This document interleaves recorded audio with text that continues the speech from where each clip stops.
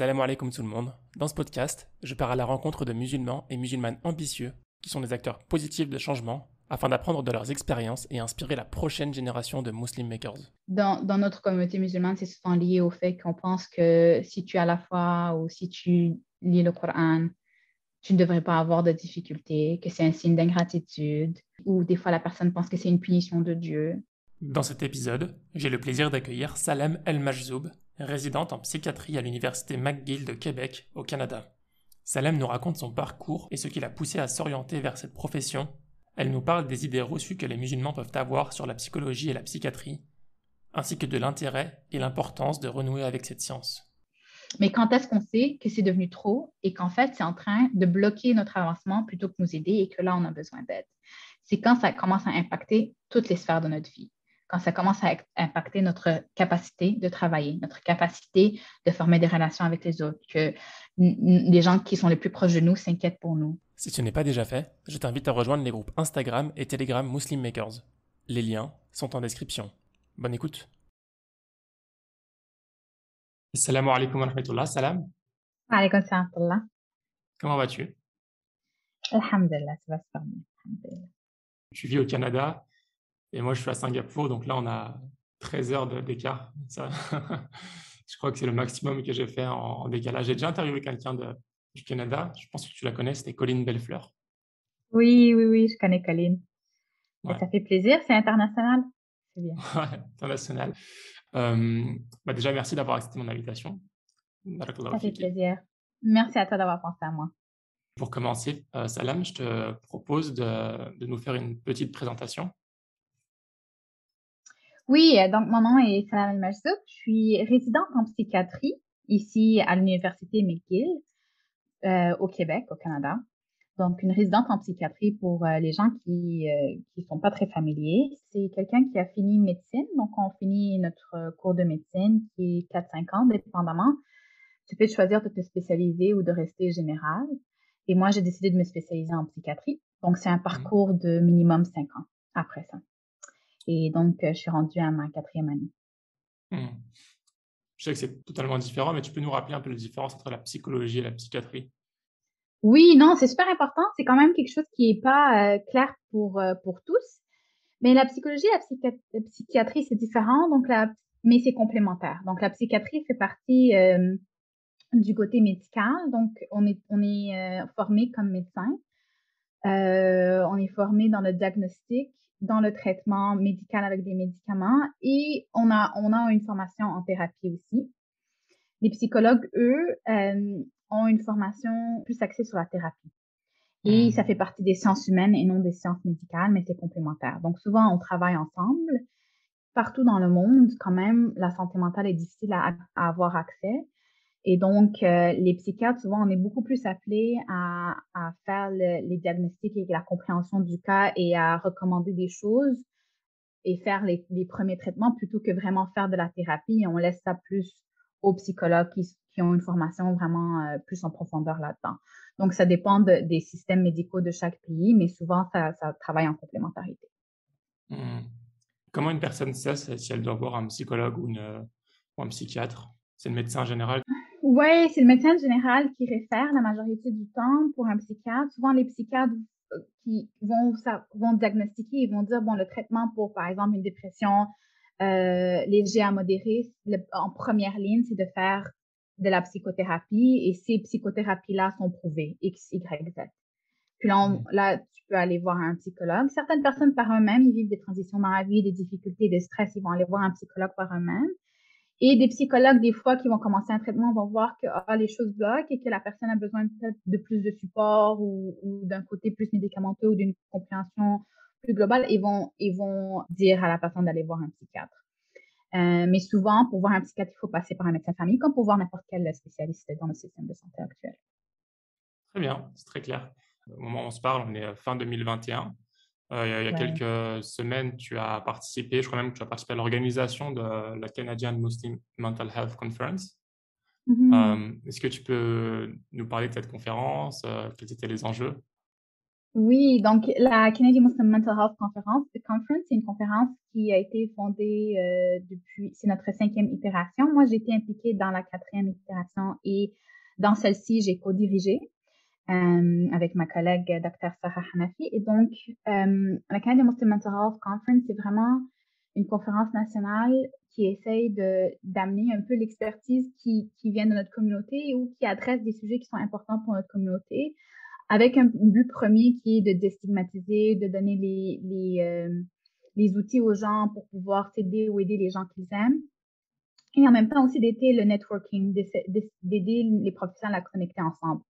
Comme les 2 dernières itérations ont été virtuelles, c'est toujours plus difficile pour le networking, mais souvent c'est intéressant de savoir, oh, cette personne travaille sur ce sujet de recherche, je vais m'impliquer, ou ces thérapeutes existent. Et donc d'essayer de créer un réseau pour qu'on se sente moins seul et qu'on puisse apprendre l'un de l'autre et créer du mentorat euh, pour les gens qui sont dans ce domaine. Mais d'habitude, il y a une journée qui est plus pour le public général et une journée qui est pour les professionnels de la santé. Ok. Et donc, cette année, on a parlé plus de choses c'est des sujets quand même forts. Là. On n'a pas peur de parler des sujets forts, que ce soit le suicide, comment on adresse le suicide dans l'islam, que ce soit les addictions, donc les gens qui sont les Addict. addictions comportementales, oui, donc addicts à comme par exemple la pornographie ou la cyberdépendance, ce genre de choses-là.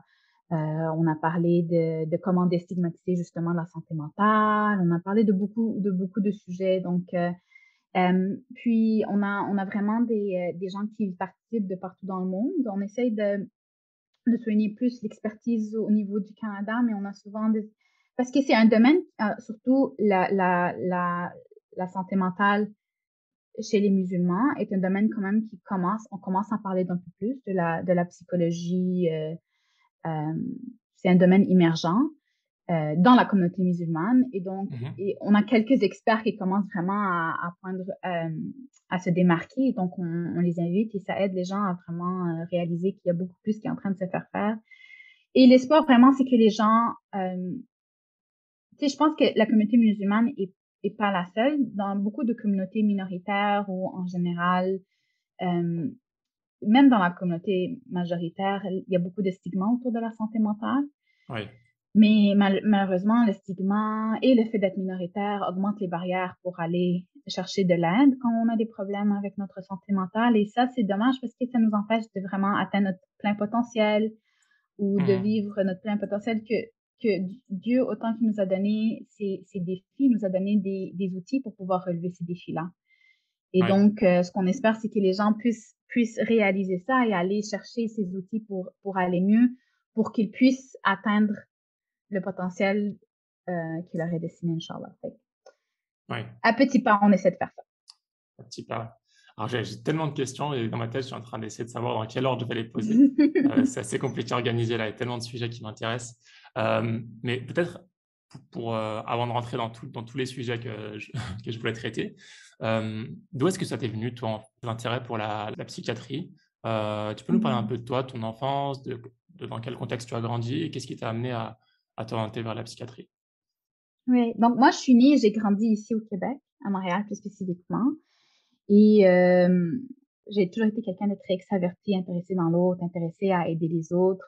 Je pense que vraiment jeune, on m'a inculqué de mes 2 parents l'importance de faire le bien fils sabilillah, de s'impliquer pour la communauté sans demander quelque chose en revanche. Donc, mes 2 parents sont des gens très impliqués, mais comme euh, fait que j'ai toujours été impliquée, c'est ce que je veux dire. J'ai été impliquée, que ce soit dans les droits humains, que ce soit euh, j'enseignais l'arabe et la religion dans une école arabe du samedi.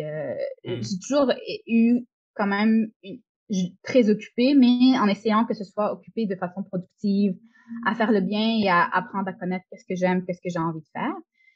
Et en voulant rentrer dans un domaine professionnel, je me suis dit où est-ce que je pourrais avoir le plus d'impact ou qu'est-ce qui rentre plus avec mes forces à moi. Et donc, je me suis dirigée vers la médecine parce que j'aime étudier. C'est quelque chose que j'aime faire et j'aime aller à la rencontre de l'autre.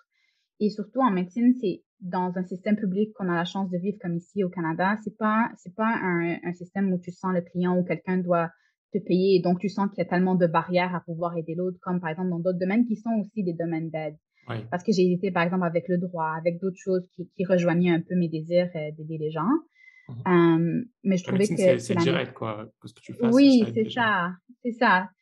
Et, et en médecine, une fois que je suis rentrée, j'avais pas vraiment une idée que ça allait être en psychiatrie. Je savais juste que je voulais être dans une relation qui permet vraiment d'être proche de la personne, que ce soit la médecine familiale, que ce soit la pédiatrie, des choses où la personne est vraiment centrale et où il y a un suivi et vraiment un désir de connaître l'autre.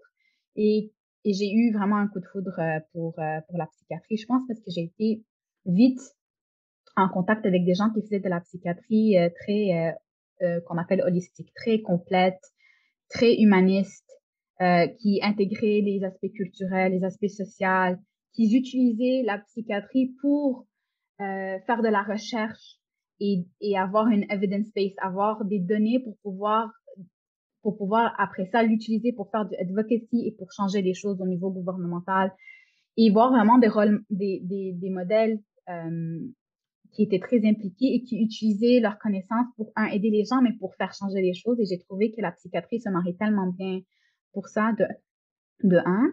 Et de deux, que vraiment, en psychiatrie, tu agis avec les gens les plus vulnérables. Euh, c'est comme quand quelqu'un vient demander de l'aide pour des problèmes de santé mentale, c'est vraiment aux plus vulnérables qu'ils sont et ils doivent Mhm.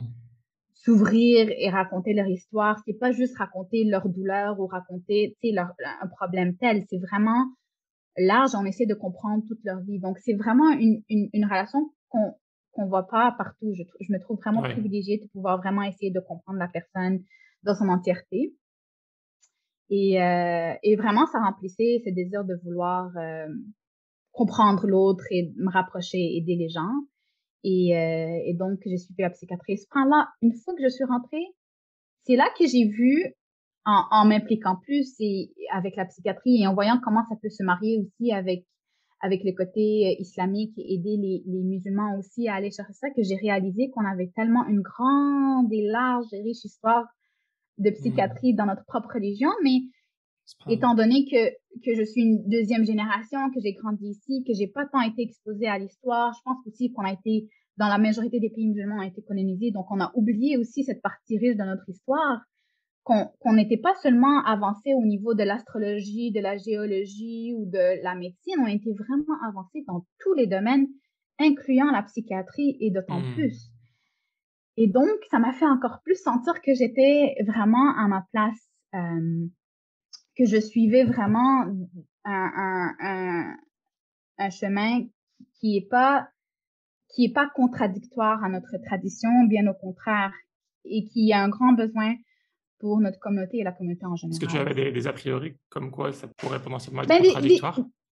des a priori comme qu'on connaît des stigmates comme par exemple les Mhm. gens parce que avant de faire connaissance, tu entends par exemple que comme les gens qui ont des problèmes de santé mentale, c'est pas pour les gens qui ont de la foi, alors que c'est pas vrai. Je veux dire, on est humain autant que tout le monde et on peut être de par notre génétique, notre tempérament, notre Mhm. personnalité, les conflits qu'on vit, les traumas qu'on vit, les vulnérabilités qu'on a, on est tous humains, on peut tous être à risque de développer des problèmes de santé mentale. Mais en général, la réaction que tu as quand tu es, je pense, de un, une femme, de deux, tu suis une carrière qui va être longue et tu vas dans un domaine de la psychiatrie qui a beaucoup son stigma, c'est pas souvent célébré dans la Oui. communauté que, ah oui, tu vas faire quelque chose d'important. C'est souvent vu comme, oh wow, t'es sûr? Non, Mhm. encore maintenant, ça fait des années que je suis dans le domaine. Mhm. Puis on me demande, t'es sûre? Je me dis, ben, je comprends pas. Je T'es serais sûr pas dans le rentrée sens... là-dedans que tu aimes ça. Tu es sûre Oui. d'être là-dedans. Comme si tu peux investir autant de temps pour quelque chose que tu aimes pas. Fait que les gens comprennent pas comment je peux aimer ça ou comment, je pense qu'on Mhm. associe souvent qu'il y aura une lourdeur, que ça va affecter la personne, comment tu vas pouvoir dealer à écouter tous ces problèmes des gens sans que ça t'impacte. Comme c'est Mhm. vu comme quelque chose de très lourd, alors que je trouve que ça me redonne beaucoup plus que ce que je donne. Ah bon? Je veux dire, juste de un, quand tu apprends à ça te donne beaucoup d'humilité de voir les gens, de leur parler, de Oui. comprendre d'où vient leur problématique, tout ça.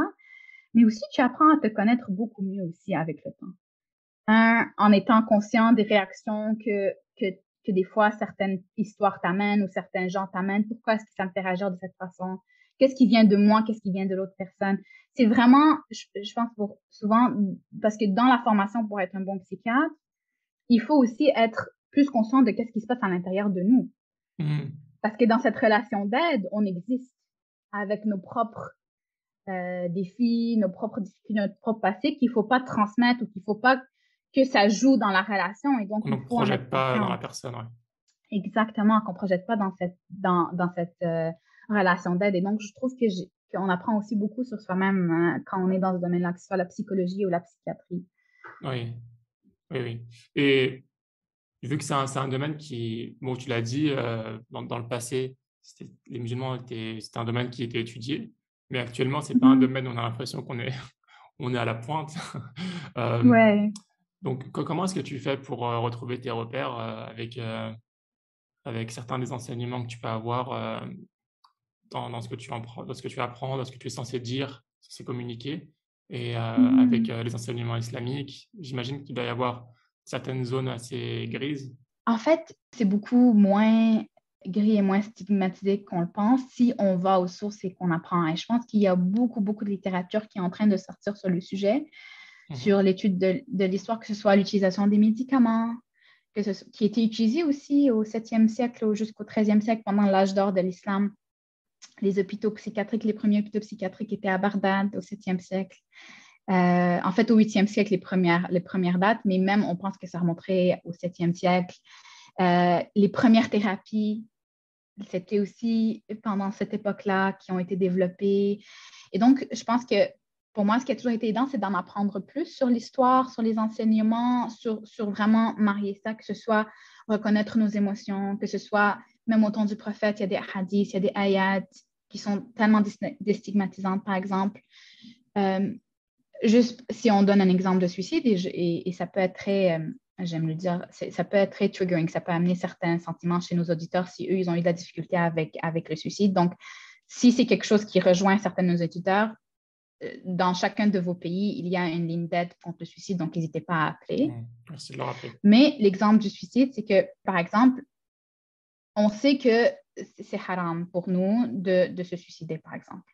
En fait, que notre corps, c'est une amana, que c'est pas à nous de décider quand c'est la fin, parce que notre corps, notre corps et notre vie, c'est un bien, c'est un risque, c'est quelque chose de Dieu, et donc Dieu doit le reprendre et pas nous de nos propres mains.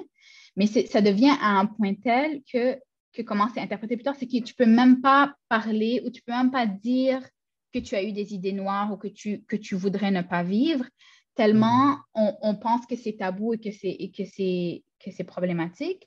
Alors que quand tu vas dans le Coran et que tu lis l'histoire de Sitna Maryam, radiallahu anha, et tu vois que quand elle a vécu un défi grandiose qui est de donner naissance à un enfant euh, qu'elle savait allait amener beaucoup de problématiques sur sa réputation.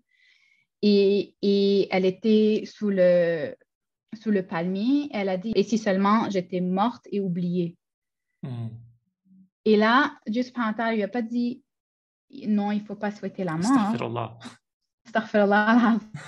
Il lui a rappelé les niams, il lui a dit, regarde, des dates pour toi, prends de l'eau, on va parler pour toi. Dis-leur que tu ne parles plus et on va te défendre. Donc, peut-être qu'on offre à quelqu'un qui exprime ses idées qui viennent d'une détresse, c'est le support. C'est le support, c'est le soutien, c'est de réaliser est-ce que ses besoins de base sont répondus? Comment est-ce qu'on peut l'aider à faire face à ses défis et pas l'isoler et l'empêcher de parler encore plus? Et donc, c'est des petits exemples comme ça, que ce soit comment Rasul sallam, il a passé à travers des périodes de perte, des périodes de tristesse, comment est-ce qu'il a réagi, comment est-ce qu'il en a parlé ouvertement, comment est-ce qu'il a conseillé ses compagnons là-dessus. Donc, on a des exemples innombrables sur comment parler de nos émotions et comment demander de l'aide et comment essayer de prendre soin de soi-même, que je pense souvent est oublié et c'est triste parce que c'est dans notre propre histoire, dans notre propre legacy, si on peut Oui, dire, en anglicisme. votre héritage. on traduit. Notre Euh, héritage, exactement. Merci. Donc, tu disais qu'il y avait beaucoup de stigmas dans la communauté musulmane par rapport à la psychologie, de la psychiatrie. Je pense que c'est plutôt similaire, en fait, ce qu'on retrouve en Amérique du Nord et en Europe. Donc, on peut faire des rapprochements. Euh, Quels sont les types de stigmas que toi, tu peux voir dans la communauté? Quelles sont les difficultés qu'il peut y avoir? Mhm. Pourquoi est-ce que les personnes trouvent ça difficile d'aller voir une psy? Pourquoi c'est aussi bizarre encore? Mhm. Je pense que c'est très complexe et je veux dire, on n'aurait pas le temps de tout couvrir dans le peu de temps qu'on a, mais je peux Ouais. mentionner quelques ressources pour un peu diminuer le stigma et en apprendre plus sur le sujet. Mais puis je dois dire que ce stigma-là n'existe pas juste dans notre communauté, c'est vraiment partagé dans beaucoup de communautés générales et ça se présente différemment. Donc, Mhm. dans notre communauté musulmane, c'est souvent lié au fait qu'on pense que si tu as la foi ou si tu lis le Coran, tu ne devrais pas avoir de difficultés, que c'est un signe d'ingratitude, ou des fois la personne pense que c'est une punition de Dieu si tu as Mhm. ces difficultés-là. Euh, Tout le côté, ben alors il faut travailler sur sa foi et non aller chercher des médicaments. Euh, Puis il y a tout le côté aussi qu'il ne faut pas nier que quand on est minoritaire dans une société majoritaire où le psy et le psychiatre ne vont pas nous ressembler, ils ne vont pas nécessairement reconnaître d'où toutes nos difficultés viennent. Il y a cette peur que nos difficultés vont être attribuées à notre religion, que ça Mhm. va augmenter l'idée négative que les gens ont de notre religion, qu'on va nous dire, ben, c'est parce que euh, tu, par exemple, parce que tu n'as pas de relation romantique quand tu es jeune ou parce que euh, tu es opprimé par tes parents ou parce que ci, parce que ça. Et donc, on a peur on a un peu cette difficulté à vouloir s'ouvrir à des gens et penser qu'on va recevoir une attention plus négative ou que notre religion va être mal interprétée. Oui. Ou on ne peut pas faire confiance non plus à 100%. Il y a cette peur un peu, une petite paranoïa culturelle Mhm. de se confier à des gens étrangers. Et donc, je pense que ça n'aide pas non plus. Tout ça ensemble n'aide pas à ce qu'on est. Et c'est complexe. Pourquoi est-ce que même ceux qui ont des problèmes de santé mentale, même ceux qui ont un désir d'avoir de l'aide, souvent c'est difficile d'accéder aux soins. Oui. C'est difficile d'accéder aux soins pour tout le monde, mais encore Mhm. plus quand on fait partie d'un groupe minoritaire et qu'on ressent qu'il il y a un peu une relation avec nos institutions qui n'est pas égale ou qui n'est pas confortable. Et donc, encore plus d'ouvrir son intimité à quelqu'un d'autre qui fait Mhm. partie de cette institution-là, qui ne nous représente pas tant ou qui nous a fait du mal dans le passé, ben, ça rend ça encore plus difficile Mhm. à aller chercher cette aide-là, malheureusement. Oui. Donc, il y a plusieurs niveaux qu'on peut travailler dessus, que ce soit au niveau individuel, au niveau institutionnel. Mhm. Mm. Tu recommandes, toi, de regarder, enfin, d'aller voir. Parce que pour aller voir un médecin, par exemple, on ne se pose pas la question d'aller voir un médecin musulman. Mais Mm. est-ce que tu recommandes, toi, pour tout ce qui est psychologie ou psychiatrie, d'essayer d'abord de voir autour de nous s'il y a des musulmans, que ça peut être Mm. utile? Ça peut être utile, mais c'est difficile, hein? Donc, aussi au Canada, on essaie de créer un réseau pour que justement les gens se sentent plus à l'aise. Et pour certains, c'est plus facile d'aller voir quelqu'un qu'on pense va comprendre d'où on vient et notre culture. Pour Mhm. d'autres, ils ne veulent pas ça. Pour d'autres, ils ne veulent pas quelqu'un, c'est trop proche. On a peur. Mhm. Il y a certains qui vont avoir plus peur de la confidentialité s'ils pensent que cette personne fait partie de leur communauté. Surtout plus les communautés ethnoculturelles sont petites dans un Mhm. environnement. Donc, il y a peut-être cette peur-là. Il y a aussi cette peur peut-être que l'autre personne va aussi penser que leur foi est basse.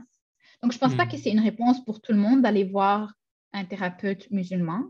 Mais si pour la personne, ça aide à augmenter la confiance, alors il n'y a pas de problème, sauf qu'aussi, il faut en trouver. Et ça, c'est Mhm. difficile. Même si on essaie de créer un réseau.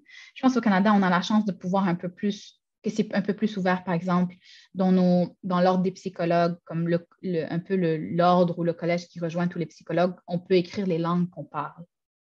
Ouais. Donc, dans le moteur de recherche, si tu mets une langue particulière, tu vas trouver les gens de cette langue-là. Et là, tu peux regarder à travers les noms et voir qui sonnent de la même, qui sonne plus musulman, mais même là, c'est pas certain.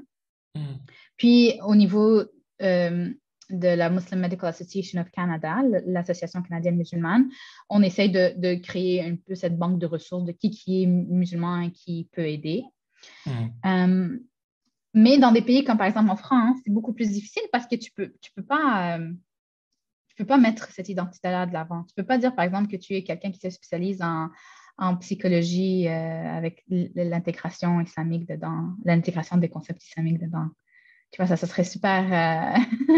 Je pense que tu Mhm. aurais une mauvaise attention de l'ordre là-dessus. Fait que je pense que dans certains pays, c'est encore plus difficile de networker que dans d'autres. Mais un des facteurs le plus prédictif qu'une thérapie va fonctionner, c'est comment on se sent avec le thérapeute.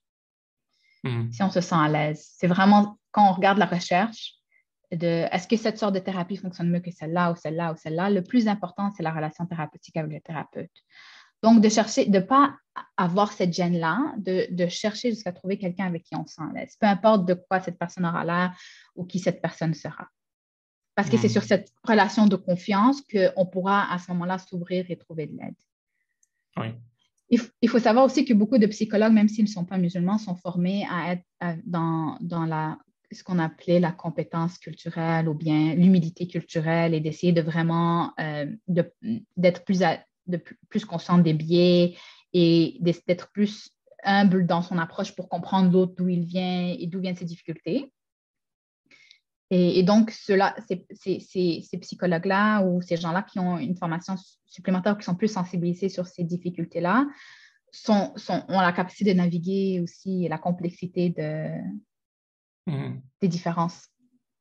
D'accord. Mm. Euh, une personne qui vient voir un thérapeute, qu'est-ce qu'elle peut attendre de cette thérapie? Parce qu'il y a aussi, j'ai l'impression parfois, cette idée que qu'est-ce qu'elle va pouvoir faire, c'est pas en parlant ou c'est pas en me donnant un petit médicament que ça va régler mes soucis. Les thérapies peuvent donner des outils pour comment plus tolérer la détresse, des outils pour comment réagir, comment mettre des limites, par exemple, si c'est un problème de limite, ou apprendre à comprendre plus d'où viennent ces difficultés pour pouvoir à ce moment-là changer ou accepter ou agir d'une façon différente. Parce que si on ne réalise pas notre contribution dans nos difficultés et qu'on est juste en train de refaire la même chose, même chose, même chose, puis ça ne fonctionne jamais, mais il Mhm. faut commencer quelque part et souvent on a besoin de regard extérieur. Et quand tu m'as dit ça, qu'est-ce que ça veut dire d'en parler? En parler ne va rien changer. En parler avec des gens qui ne sont pas formés ne va rien changer. Puis souvent, on a peur de cette idée de est-ce que ça va être du backbiting? Tu vas m'aider encore dans l'anglicisme. Si je parle de mes problèmes, c'est comme du backbiting. C'est Médisance comme ou... de la médisance, exactement. Mhm. Mais c'est pas pareil quand tu en parles pour obtenir de l'aide, pas juste pour en parler. Et tu en parles avec quelqu'un qui ne connaît pas les partis pris, Mhm. déjà là. Et tu en parles dans une vision de changer les choses et que ça aille mieux. Donc, c'est très différent que juste en parler, pour, pour, euh, Pour se faire pour, plaisir. euh, pour se faire plaisir, pour se sentir mieux ou pour juste se défouler. C'est pas ça le Ouais. but. Et c'est du travail, c'est pas facile la thérapie. C'est pas Mhm. facile parce qu'on réalise des choses sur soi, on réalise des choses sur... Il faut changer certaines choses, certains trucs qu'on fait qui sont pas aidants. Et donc, tout processus de changement n'est pas facile. D'accord. J'ai l'impression, hein, en regardant un peu autour de moi, que Mhm, c'est beaucoup plus facile pour les femmes d'aller voir des psys ou des thérapeutes mhm, que pour les hommes. mhm. Est-ce que c'est quelque chose que toi, tu peux remarquer aussi et est-ce qu'il y a des raisons derrière, tu penses? Ouais. C'est c'est souvent parce que ça commence par un peu ce qui est commun à toutes nos sociétés, un peu plus patriarcale et la masculinité toxique, où les émotions sont moins acceptées Mhm. chez l'homme. Les femmes, on a été un peu plus, en grandissant, un peu plus pris conscience dans nos émotions, de pouvoir parler de nos émotions, de pouvoir les exprimer, alors que majoritairement chez les hommes, c'est quelque chose d'encore plus difficile. Donc, si on n'est pas capable de reconnaître que nos émotions existent et que nos réactions ou notre façon d'agir avec sont problématiques, ben, c'est déjà difficile d'aller en parler. Et peut-être que Mhm. c'est vu comme plus un signe de faiblesse chez les hommes, mais c'est vrai que les femmes vont d'elles-mêmes plus aller chercher de l'aide des fois que les hommes.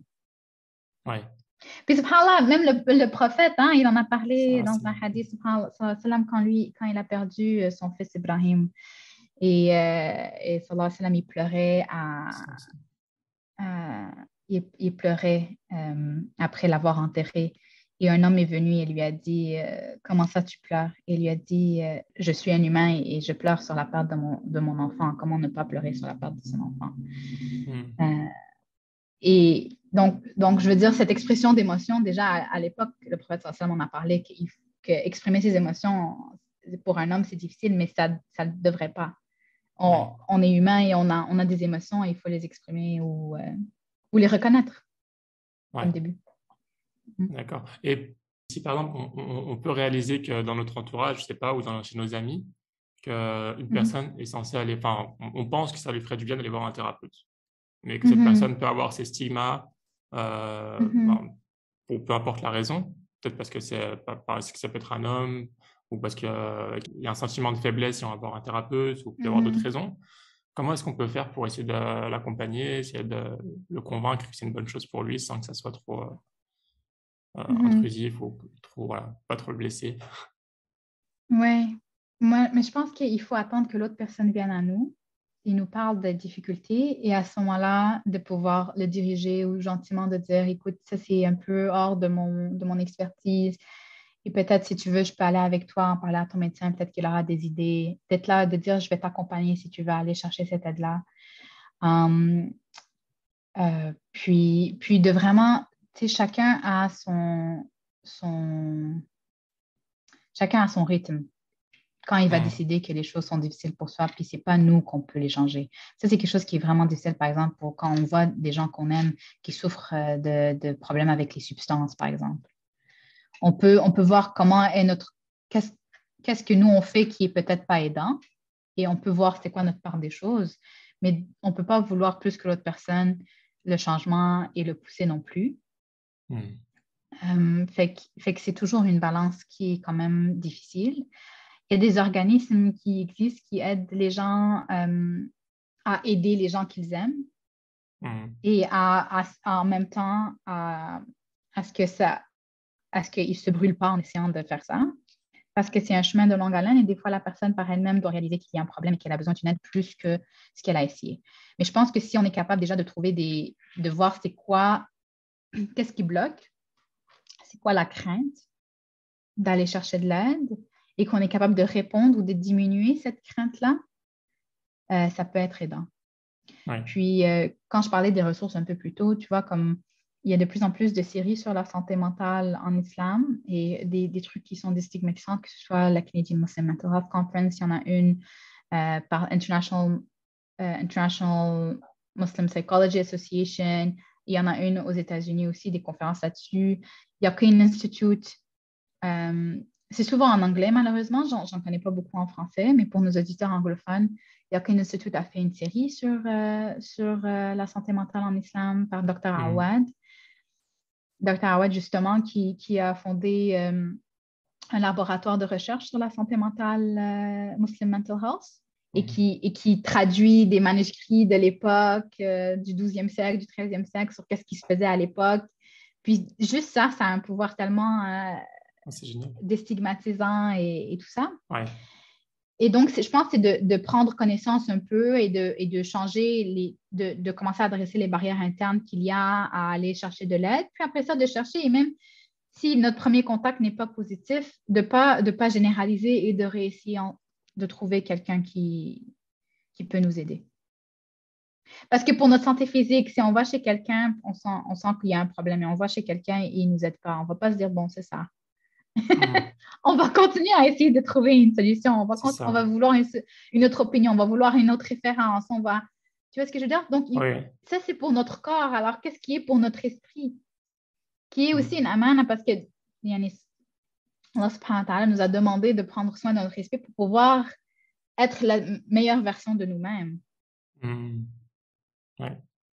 En parlant de ça, justement, de prendre soin de son esprit, avec la pression qui peut toucher les musulmans, Mhm. qui est différente des non-musulmans, qu'est-ce que ça a comme impact mental sur les musulmans? Qu'est-ce que tu as pu voir? Quels sont les événements qui ont un impact? Euh, Mhm. la pression contre les musulmans, le Covid, d'autres choses, je sais pas. Est-ce que tu vois que ces problèmes-là impactent particulièrement les musulmans?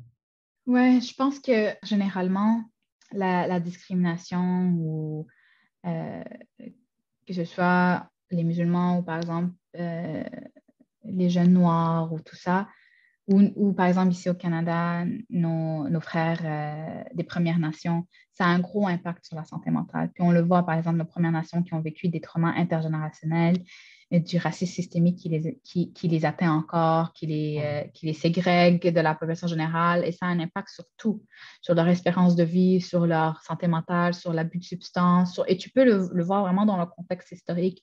Mais je pense quand c'est des difficultés, euh, quand on vit de la discrimination et qu'on se sent marginalisé et qu'on n'est pas capable de se sentir comme faisant partie à part entière de la société, ça a des impacts à long terme, surtout quand on a déjà d'autres vulnérabilités aussi.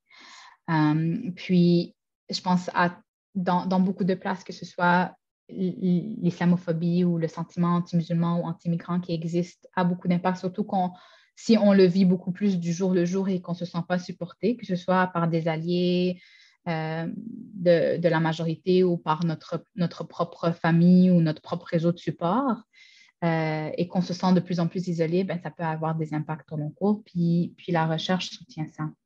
Oui. Et donc, déjà, des petites étapes de prévention, ce serait je pense, peu importe où on navigue, c'est d'avoir du mentorat, d'avoir un cercle d'amis forts qui ont des expériences, par exemple, similaires, qu'on peut se soutenir à travers, que ce soit une carrière professionnelle ou que ce soit à travers, par exemple, fonder une famille ou tout ça, dans une société où on se sent un peu plus minoritaire ou plus marginalisé. D'être conscient puis de faire les bonnes choses qui nous font du bien à nous, surtout quand on sent qu'on est en train de se brûler puis qu'on n'a plus envie de participer à la société, ben, c'est important d'être à l'écoute de ces sentiments-là puis d'agir. Oui. Puis la COVID n'a pas aidé personne. La Ouais. COVID, on parle d'une deuxième vague de santé mentale, puis on le sent dans notre système de santé à quel point les gens sont beaucoup plus en détresse parce que justement, ça te montre à quel point on est des êtres humains sociaux. Et, Ouais.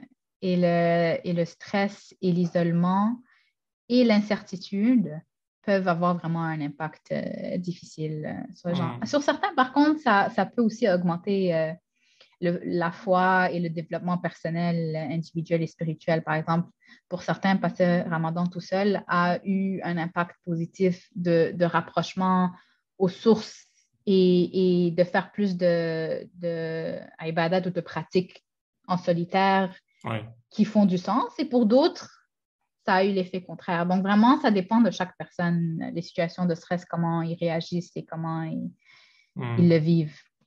Ouais. Une autre question que je voulais te poser, c'est que, bon, on a une religion, on sait que, bon, on part du principe que voilà, la vie, c'est une épreuve et qu'on essaye, Mhm. que Mhm. notre objectif, c'est de réussir ces épreuves pour atteindre le paradis. Comment est-ce qu'on peut faire la part des choses entre quelque chose qui est juste une épreuve qu'on est censé réussir, euh, ou quelque chose où on peut transformer en fait une situation en une condition.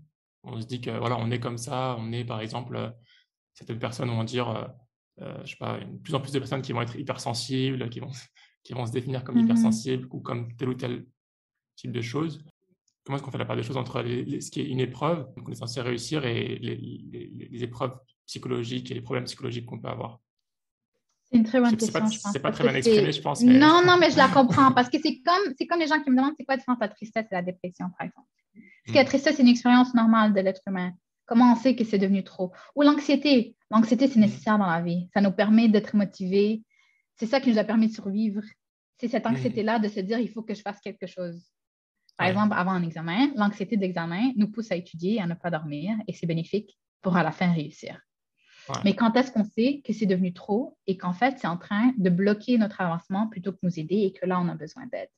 C'est Hmm. quand ça commence à impacter toutes les sphères de notre vie, quand ça commence à impacter notre capacité de travailler, notre capacité de former des relations avec les autres, que les gens qui sont les plus proches de nous s'inquiètent pour nous, qu'on n'est plus capable de faire les choses qu'on était capable de faire à la maison et que ça commence à durer trop longtemps. puis qu'on n'est pas capable de vraiment reprendre le contrôle sur notre vie, puis qu'on sent qu'on est en train de changer et que ça s'empire et ça s'empire, ça s'empire. Et chacun se connaît et sait quand est-ce que ça devient trop. Puis aussi, je pense qu'il faut être humble et réaliser que les gens qui nous entourent et qui nous aiment nous voient aller. Et des fois, si nous, on ne voit pas qu'on est en train de s'empirer, eux, ils le voient parce qu'ils ont ce regard externe et il faut les écouter quand ils disent que là, c'est trop.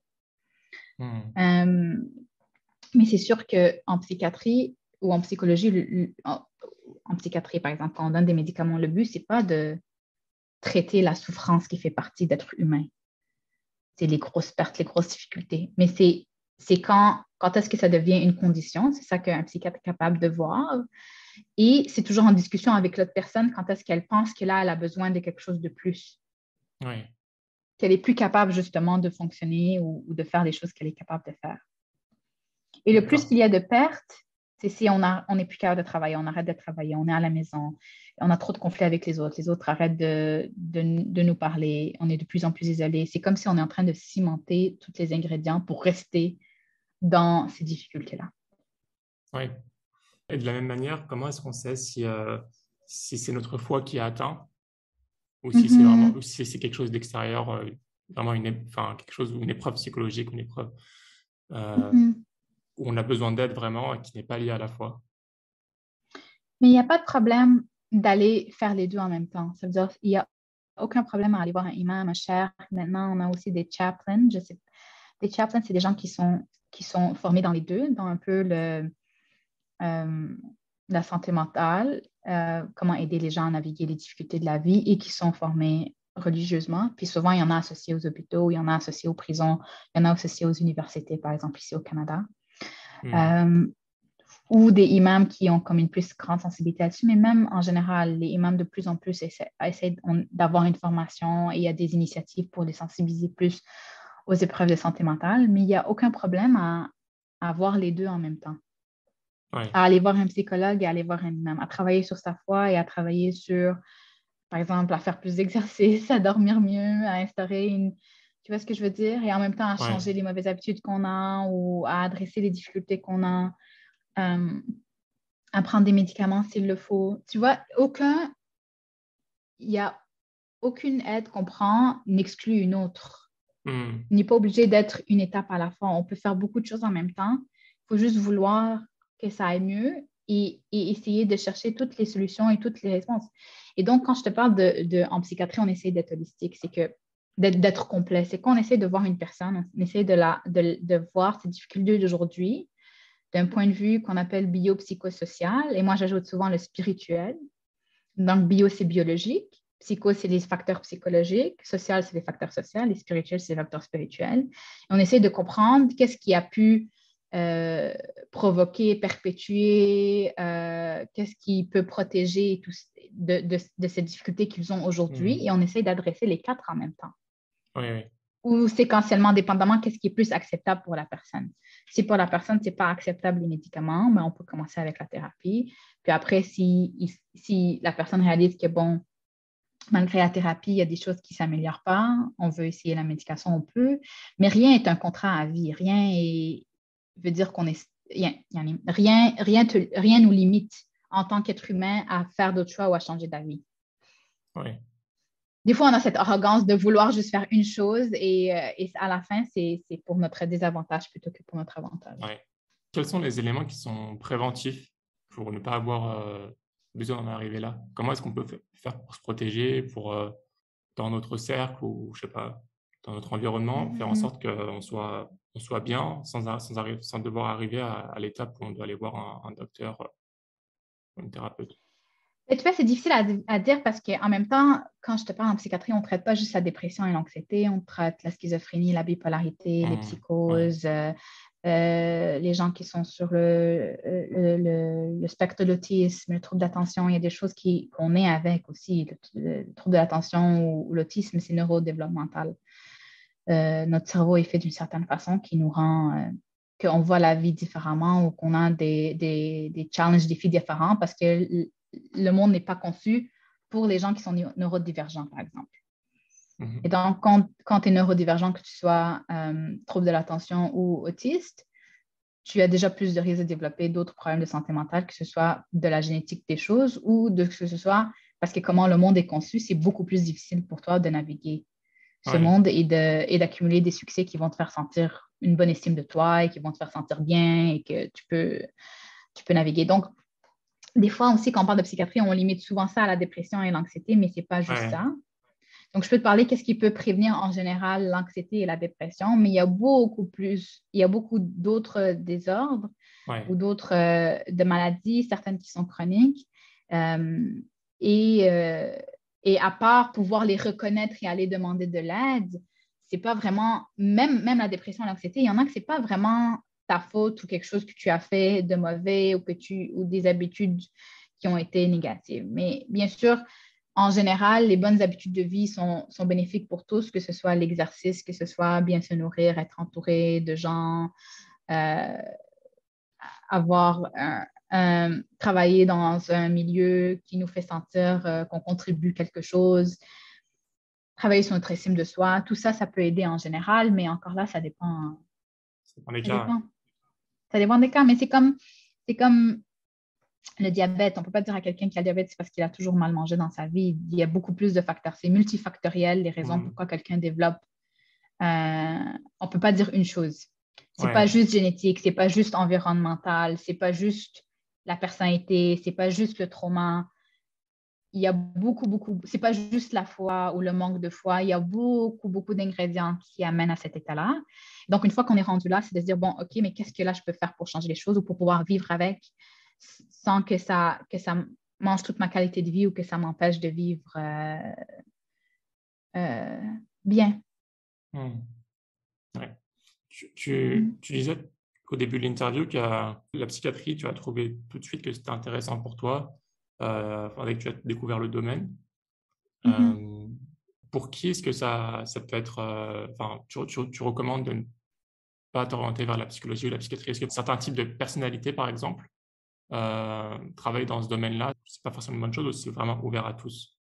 Je pense il faut avoir la curiosité et il faut avoir la capacité de mettre des limites, que ce soit des limites pour pouvoir se protéger soi-même ou des limites avec les autres. Parce que je pense qu'en général, il y a beaucoup de gens qui vont aller vers la santé mentale parce qu'eux-mêmes, ils ont des difficultés, donc ils rentrent dedans pour Hmm. essayer de se comprendre mieux. Et puis, des fois, s'ils ne règlent pas, qu'est-ce que là-dedans vient chercher mon expérience, bien, ils risquent que ça joue dans leur relation Oui. parce qu'ils n'ont jamais résolu leurs propres difficultés qui les ont amenés à prendre ce choix de carrière. Donc, c'est juste de réaliser d'où ça vient. Est-ce que c'est parce qu'on essaye de se auto-traiter qu'on suit ce cheminement? Ce qui, c'est pas négatif. On peut suivre ce cheminement et réaliser plus de choses sur soi-même et après utiliser ça comme une force pour aider les autres. Mhm. Il n'y a aucun problème là-dedans. Comme le fait, par exemple, d'avoir vécu une difficulté au niveau de la santé fait en sorte qu'on veut devenir médecin parce on a interagi avec des médecins qui nous ont aidés, qu'on a admirés, qu'on a voulu émuler plus tard. Il y a pas de problème avec ça. C'est juste de réaliser, de vraiment être ouvert à ce qui se passe en interne qui nous amène pour pouvoir faire ce travail. Puis au niveau de la sensibilité, je veux dire, on est, ça aussi, on me demande souvent comment tu fais pour pas que ça t'impacte, pour pas que tu ramènes ça à la maison, que tout ça, tout ça. Mhm. Mais je viens, quand on est psychiatre ou psychologue, on vient pas on n'est pas impuissant. Je veux dire, on comprend qu'est-ce qui se passe. Souvent, quand on est nous-mêmes, on vit la difficulté ou on vit la difficulté dans les gens qu'on aime, c'est très différent. Un, c'est proche de Mhm. nous, ça nous impacte, on aime la personne, on se sent, on se sent impuissant parce que c'est pas comme si cette personne, on est en relation d'aide avec, c'est quelqu'un qu'on aime. C'est quelqu'un qui va peut-être prendre nos conseils, peut-être qu'il ne va pas le prendre. Alors que quand on est dans un domaine professionnel, la personne qui est devant nous est en demande d'aide ou en ouverture ou en questionnement ou en ambivalence. En tout cas, il y a quelque chose qui l'a amené à venir à ce rendez-vous-là et donc on a quelque chose qu'on peut offrir ou qu'on peut commencer à travailler avec la personne. Donc on n'est pas dans Mhm. une... On ne se sent pas impuissant face à toutes ces difficultés qu'on voit.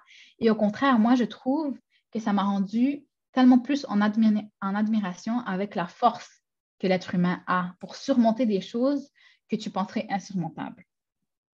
Mhm. Je vois des patients qui viennent avec des histoires de vie horribles et je me dis, ah waouh, elle a réussi à naviguer tout ça, à former une relation, à se marier, à avoir un enfant. Et là, c'est maintenant que là, ça bloque. Elle a quand même réussi à faire tout ça, tu vois? Mhm. La force de l'être humain quand même, la résilience que l'être humain a, c'est vraiment incroyable. C'est pas des choses qui te travaillent quand tu rentres chez toi et peut-être tu discutes avec ton mari, je sais pas, et qui impactent un peu ton environnement plus intime. Non, ça même, ben, je veux dire, ceux qui ça m'impacte, c'est peut-être parce qu'ils ont amené quelque chose qui était proche de moi. Et donc, je vais parler Mhm. de ce qui est proche de moi, mais je ne parle pas de mes cas à la maison ou avec, avec mon mari ou tout ça. Je pense que ce qui est aidant, c'est d'avoir aussi des collègues ou des mentors qui sont plus avancés dans leur cheminement, qui peuvent nous aider à naviguer des fois des situations plus difficiles. Puis souvent, Mhm. quand on est résident, on a des superviseurs avec nous. On n'est pas tout seul. Fait que souvent, ça nous permet de pouvoir parler de ça. Qu'est-ce qui a été difficile? Qu'est-ce qu'on aurait Mhm. pu faire différemment, par exemple, quand quelque chose ne se passe pas bien ou le débrief, tout ça.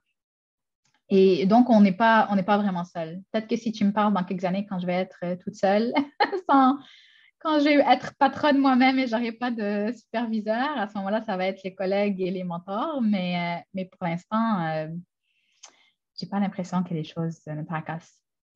Bon, Les choses qui sont plus difficiles, c'est les choses qui ont plus rapport je veux dire, l'identité ou tout ça, là, quand ça vient me rejoindre, par exemple, les microagressions ou des choses qui ont plus attrait à mon identité à moi, que là, mhm. oui, je vais aller en parler avec ma famille et mes amis pour essayer d'obtenir du support ou sortir ça pour pas que ça m'impacte. Ouais. Mais en général, le cas des patients, ça reste avec eux. Je les aide pas si je ressens de la sympathie plutôt que de l'empathie.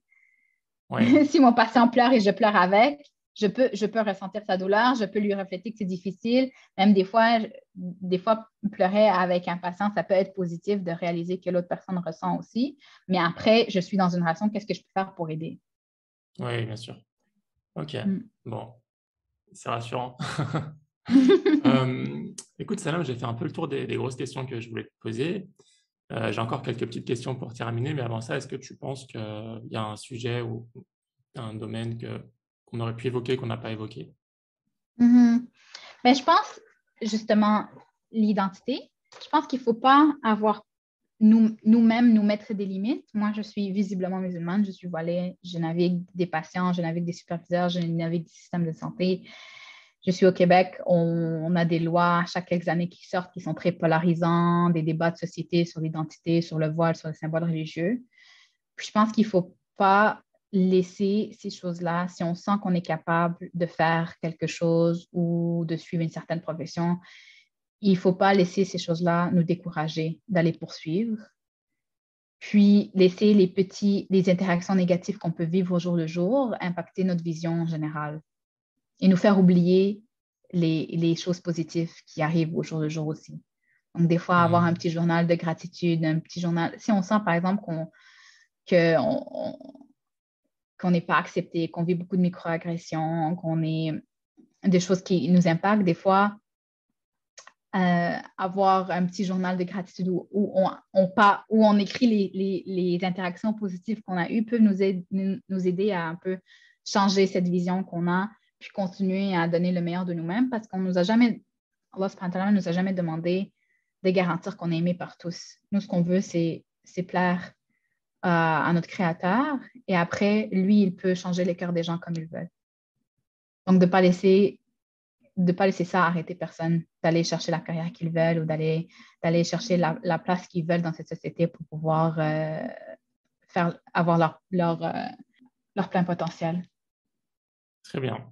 Écoute, c'est très bien, j'aime beaucoup ton conseil. Donc pour terminer, Salam, est-ce que tu as une des questions que j'ai, c'est est-ce que tu as des routines que tu suis régulièrement, tous les jours, qui toi t'aident à progresser ou qui t'aident à avoir l'énergie pour continuer? Hum, les routines qui m'aident.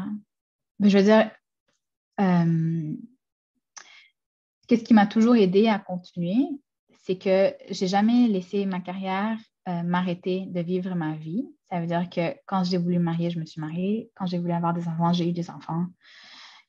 Et je me suis jamais dit, il y a une étape qui vient avant l'autre. Parce que j'ai l'impression que quand je suis bien entourée, que je me sens bien, ben, je performe mieux.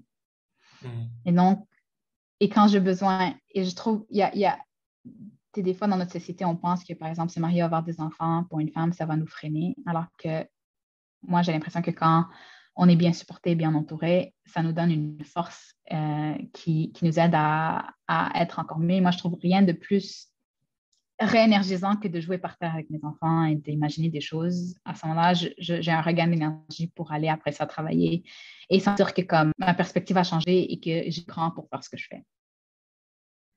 Donc, je pense que plus que vous donnez les choses, les recommandations qu'on connaît tous là, un peu psychopop, de manger bien, exercice, tout ça, avoir une routine spirituelle, voir les gens qu'on aime.